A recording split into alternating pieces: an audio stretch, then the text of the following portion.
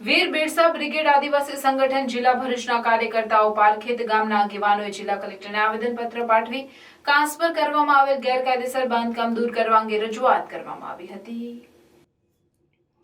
વીર Birsa brigade આદિવાસી સંગઠન જિલ્લા ભરૂચના કાર્યકર્તાઓ દ્વારા જિલ્લા કલેક્ટરને પાઠવવામાં આવેલ આવેદનપત્રમાં જણાવ્યું છે કે હાલના સમયમાં ચોમાસાનો માહોલ છે ત્યારે ગામના જંગારિયા અહમદ મુસા તેમજ સિરાજ દાઉદ તથા લદેરિયા તથા અન્ય દ્વારા વર્ષોથી પાણીનો નિકાલ જે કાંસમાંથી થતો હતો તે જગ્યા ઉપર ખોટી રીતે પોતાના નિજી સ્વાર્થ અને સુખ સુવિધાઓ માટે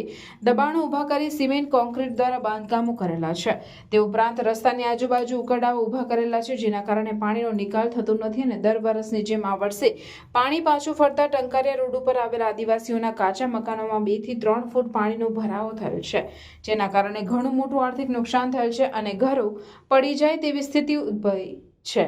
જેને ધ્યાનમાં રાખી આ જગ્યા પર કરેલ બાંધકામ દૂર કરી તાત્કાલિક કાંસને ખુલ્લું કરી આપવામાં આવે તેવી માંગ કરવામાં આવી છે।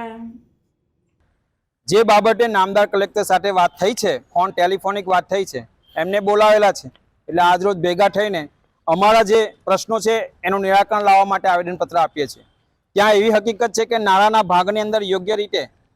જે ભૂંગળાઓ નાખવા જોઈએ, ગટર વ્યવસ્થા હોય છે તે ન હોવાને કારણે પાછું પાણી ફેલાય છે ચોમાસાનું અને જે મારા ગરીબ આદિવાસીઓના ઝૂંપડામાં પ્રવેશેલું છે ત્યાં 2-3 ફૂટ પાણી આવી ગયેલું છે, ક્યારે પણ મકાન પડે એવી સ્થિતિ છે। એટલે નામદાર પ્રશાસનને આજે આવેદનપત્ર આપીને માંગ કરે છે કે આપની લશ્કર અને સૈનિક દ્વારા જે મદદ આપવાનું આશ્વાસન છે તે આજે પૂર્તતા એની થવી જોઈએ અને જો ન થાય તો અમે માનીશું કે યોજનાઓ જે બને છે, આયોજનો જે બને છે એ કોઈ વિકાસના અર્થે બનતા નથી, એ માત્ર કૌભાંડના અર્થે બને છે એવું અમને મહેસૂસ થઈ રહેલું છે। જેથી એ ન થવું જોઈએ અને યોગ્ય પ્રશાસન પર કાર્યવાહી કરે જેથી મારી પ્રજા, મારો સમાજ, મારો આદિવાસી સમાજ જે પીડાય છે એને યોગ્ય ન્યાય મળે। જય આદિવાસી, જય જોહાર, જય બિરસા।